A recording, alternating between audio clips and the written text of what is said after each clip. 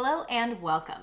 Today we are going to tackle something that is a challenge for a lot of parents. We are going to attempt to answer the question, how are you supposed to set up a meal plan when you have picky eaters? And this was all inspired because one viewer commented on 2 different videos asking for help on this topic.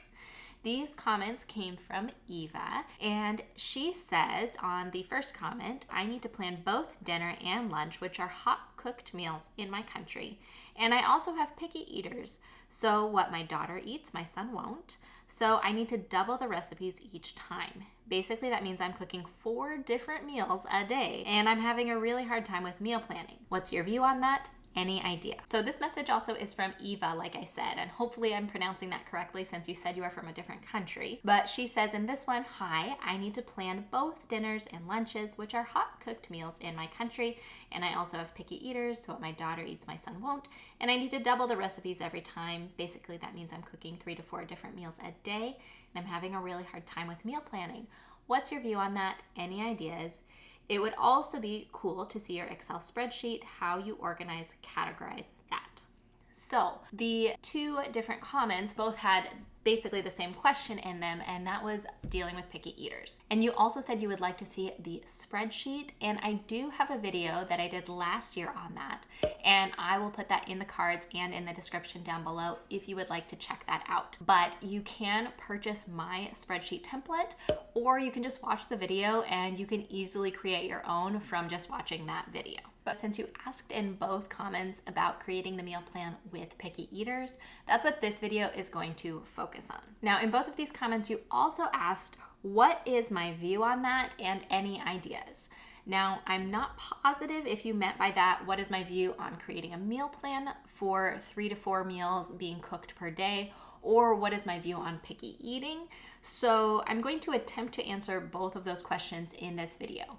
First, we will go over some ideas for creating your meal plan. And after that, if we have time, I will show you some of the tips and tricks we have used in our house to curb picky eating with our children. Now, in this video, I am going to be using the Set It and Forget It meal planning workbook. I'm going to be using the lunches rotation page and the 4-week dinner rotation page. I will also be talking about the types of theme nights and the theme night ideas, and hopefully giving you some ideas for choosing some theme nights that would work for your family. Now, you mentioned that you were from a different country and that it's customary to cook hot lunches and hot dinners in your country. Unfortunately, I don't know which country that is, and I'm not familiar with the food there. So I'm going to have to give you examples that we would use in the US, and hopefully these ideas will help you brainstorm some meals that will work well in your country. So let's go ahead and get started with lunches. I'm going to be using this sheet from the workbook, and it just makes it really easy to plan out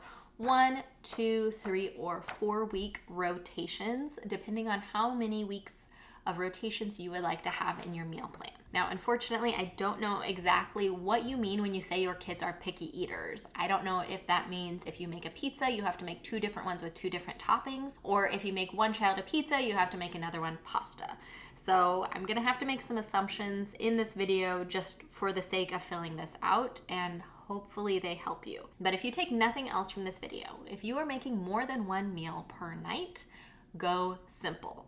Think as simple as you possibly can with your theme nights and with your meals, because you're doing double the work and you just need it to be as quick and easy as possible so that you can get dinner on the table. Now, one thing that always comes to mind for me when it comes to lunches is sandwiches.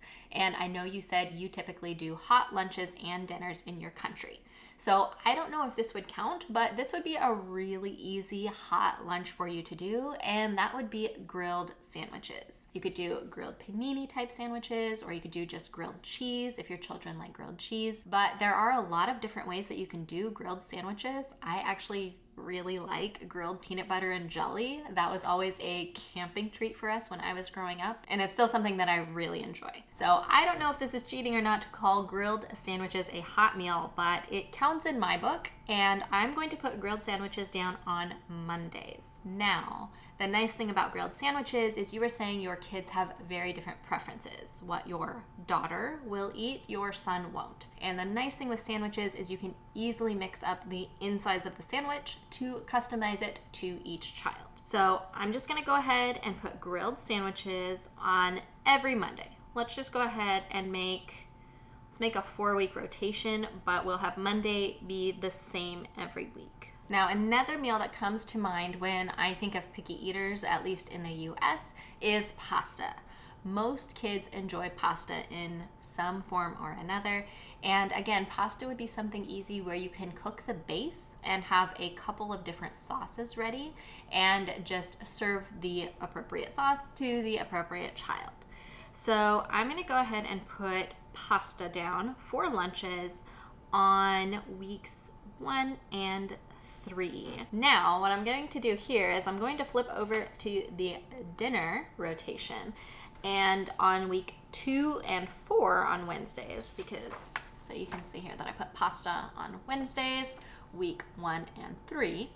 So for dinners on week 2 and 4 on Wednesday, I'm going to put pasta. So you're still eating pasta, but you're mixing it up a little bit because it is for dinner. Now, another type of meal that I really like if you are having to cook more than one lunch or dinner is soups. Soups tend to have a lot of overlap in them. A lot of soups start with onions, maybe celery, maybe carrots, and you chop all of this up, you saute it, and then you add all of the other ingredients. So it would be really easy to double those base ingredients and make 2 soups out of it. So on Sunday for lunches, we'll go back to the lunch rotation. We're going to do 2 different types of soup.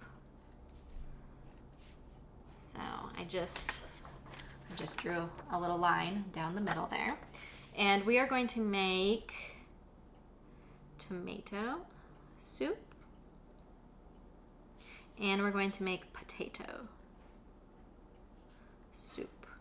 Okay, so you can see I just did the same thing all the way down on this one as well. Tomato soup and potato soup all through the 4-week rotation. Maybe your kids each have 4 soups that they really like, and you could do soup number 1 for your daughter here, soup number 1 for your son here, and soup number 2, soup number 2, soup number 3, soup number 3, soup number 4, soup number 4.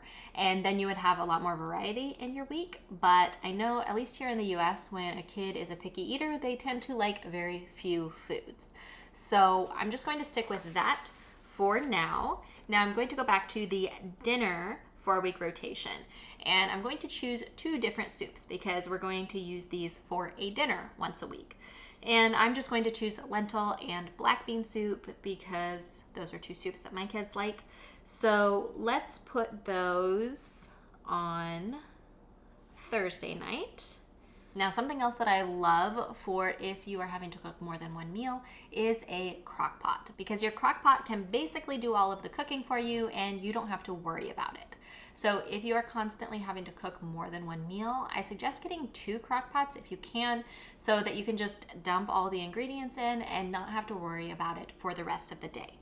So I am going to, on Friday dinners, we're going to put down 4 different crock pot meals. And I'm not going to come up with 4 different crock pot meals because I actually don't have a crock pot.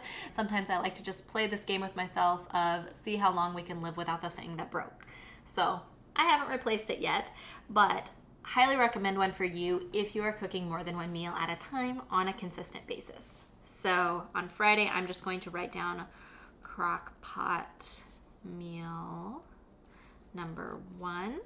And I know that crock pots also, you can just cook meat in them as well. I had a friend that I used to work with, and she used to actually make 3 different meals every single night. One for her husband, and one for her kids. And she used her crock pot pretty much every day because she could easily cook the meat or whatever the main component was for the meal, and then she would turn that meat into the 3 different meals.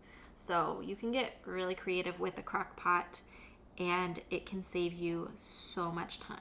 Now you could also, just like we've done with some of the other ones, go back to your lunches and do some crock pot meals on a different day of the week for lunches. But I'm going to see if I have enough ideas to get through this without doing too many double ups, just to give you more ideas. Now, another meal that comes to mind for me when I'm thinking about meals that kids like is pizza. Now, I'm assuming on this one, again, that your children both enjoy pizza. They just want very different ingredients on their pizza. So you can make 2 different pizzas, but then customize the toppings on each one for each of your children. Now, if your children have more than one kind of pizza that they like, this is what you can also do.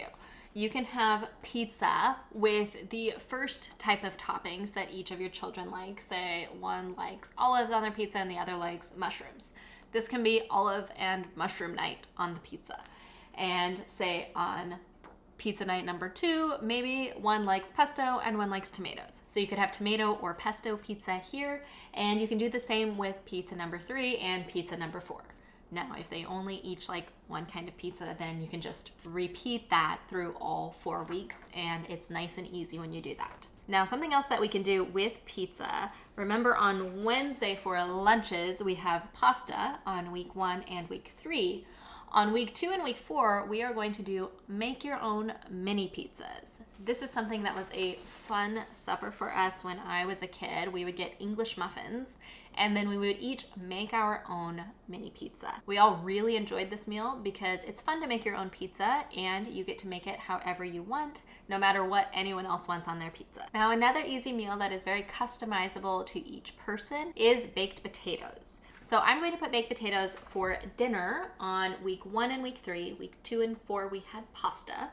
So we're going to do baked potatoes. And baked potatoes can work really well if you are home in the morning. And if you aren't home in the morning, you can do baked potatoes in the crock pot. So keep that in mind. Then I'm also going to put baked potatoes for lunches on Thursday, week 2 and week 4. Now, when I'm thinking about easy to make meals, something else that comes to mind is casseroles. If you are plant-based like we are, casseroles are not that easy, and I don't suggest doing this. But if you are not plant-based and you don't mind a little bit more processed food in your diet, there are a lot of casseroles that are very easy to just dump together and then bake whenever you are ready for it. So what I would do if you wanted to add in casseroles is have one day a week where you make the casseroles. Assuming you don't work on the weekends, either Sunday or Saturday, you could make up a casserole for the week. And then on the days of the week that you want to have the casserole, you just have to reheat it. Or you can make it up and just not bake it, then bake it on the day of so that it's fresh. So I'm actually going to do 2 days during the week where you are going to eat that casserole that you have already made, because if we're assuming that you're making 2 different casseroles, that should be enough for 2 days of the week. So I'm going to put that on Tuesday and Friday. And again, this doesn't have to be the same casserole every week.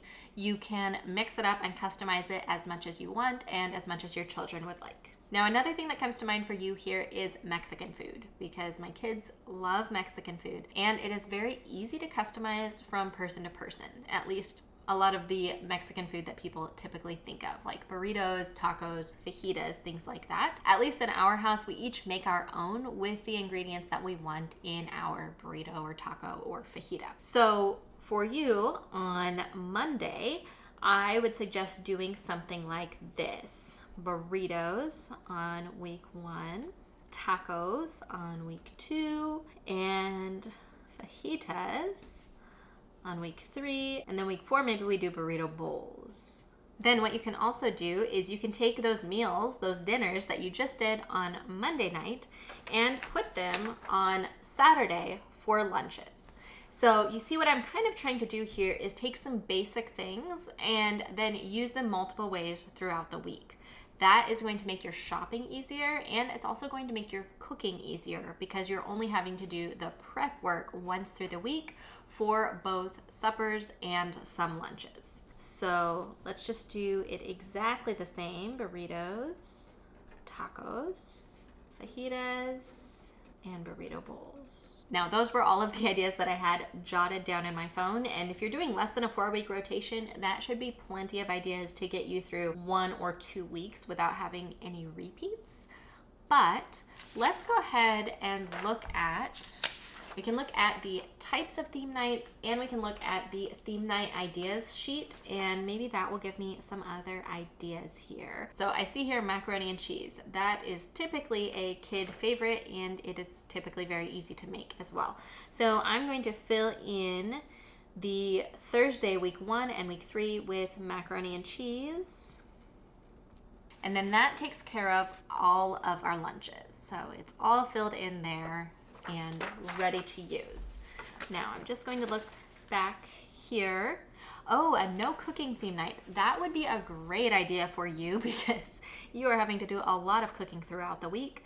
So some of the no cooking ideas that we have is a leftover night, which I don't know if that'd be something that you would be into since you said every meal is a hot meal. So I would suggest maybe doing an out to eat night or a takeout night for you. And then at least once a week, you don't have to be cooking for one meal. So let's just say on Tuesdays, it is our out to eat night. And let me tell you, if this were me, I would definitely be picking the restaurant that we went out to eat at because I deserve it if I have been doing this much cooking all week long. And then I'm looking on the theme night ideas sheet again, and I'm seeing breakfast for dinner night, and that is always a hit. So I'm going to go ahead and put that on here for you as well. And you can do week 1 would be pancakes. Week 2 would be biscuits and gravy. Week 3 would be French toast. And week 4 would be hash browns and eggs. And then that takes care of the dinners. So Eva, what I really tried to do for you since you were doing so much cooking every day is think of meals that could be easily customizable within the meal itself. Things like burritos and tacos, things like that.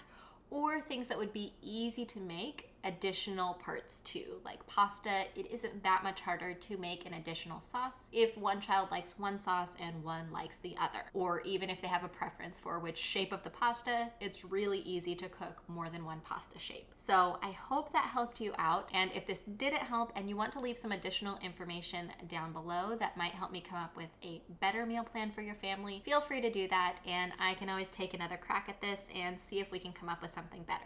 Now, you also asked in both of the comments, what is my view on this? And I'm guessing that you mean, what is my view on cooking multiple meals for different people in your family? And my view on this is that I do not cook special meals for each person in my family. And people have often told me this is because I'm lucky and I don't have picky eaters, and that just couldn't be farther from the truth.